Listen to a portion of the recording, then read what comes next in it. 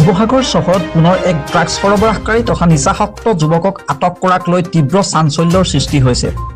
জানিব পৰা মতে একাংশ সচেতন মেজিক গাড়ীৰ চালকে ড্ৰাগছ আসক্ত যুৱকজনক হাতেলোতে আটক কৰিবলৈ সক্ষম হয়। অভিযোগ অনুসৰি উক্ত যুৱকজনে দীৰ্ঘদিনৰ পৰা অঞ্চলটোত গাড়ীৰ বিভিন্ন সামগ্ৰী চুৰি কাৰ্যৰ সৈতে জড়িত আছিল। অৱশেষত মেজিক চালকসকলে সজাগতা অৱলম্বন কৰি যুৱকজনক আটক কৰে আৰু তেওঁৰ পৰা ড্ৰাগছ উদ্ধাৰ কৰে। মই বুৰ্বক সেইটোতো চাওঁতে মই নিজে পাইলোঁ। কি নাম? মোৰ নাম ৰিংকু বৰা। ক'ত ঘৰ? সেইটো হাতত কি লৈ ফুৰিছা? এইটো এন জি অ'ত দিছিলে। কি কৰিবলৈ? এনেকৈ মানে আপোনাৰ ড্ৰাগছ খাবলৈ ল'বলৈ? আচ্ছা, ক'ৰ পৰা কিনা তুমি? ক'ত ক'ত পায়? শিৱসাগৰ ক'ত ক'ত পায়? কাৰ লগত গৈ আনাগৈ আৰু ক'ৰ পৰা আনা?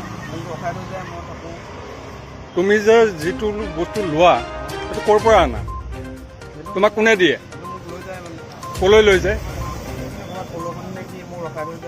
পলখনিলৈ যোৱা? কাৰ লগত যোৱা? কাৰ লগত যোৱা? তুমি চিনি নোপোৱাকৈ কেলৈ যোৱা যাৰ তাৰ লগত? বাবলু কি নাম? বাবলু ক'ত ঘৰ?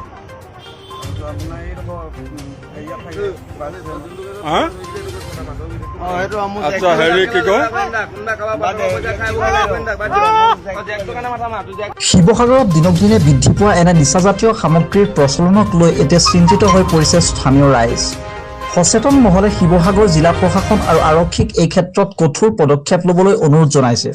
ড্ৰাগছৰ মূল ঘাটিসমূহ ক'ত আৰু এই যুৱকসকলে ক'ৰ পৰা এই মাৰাত্মক নিচাজাতীয় বস্তুবোৰ লাভ কৰে তাৰ এক উচিত তদন্ত কৰি মূল সৰবৰাহকাৰীসকলক অতি সোনকালে কৰায়ত্ব কৰিবলৈ সচেতন মহলে প্ৰশাসনৰ ওচৰত দাবী উত্থাপন কৰিছে।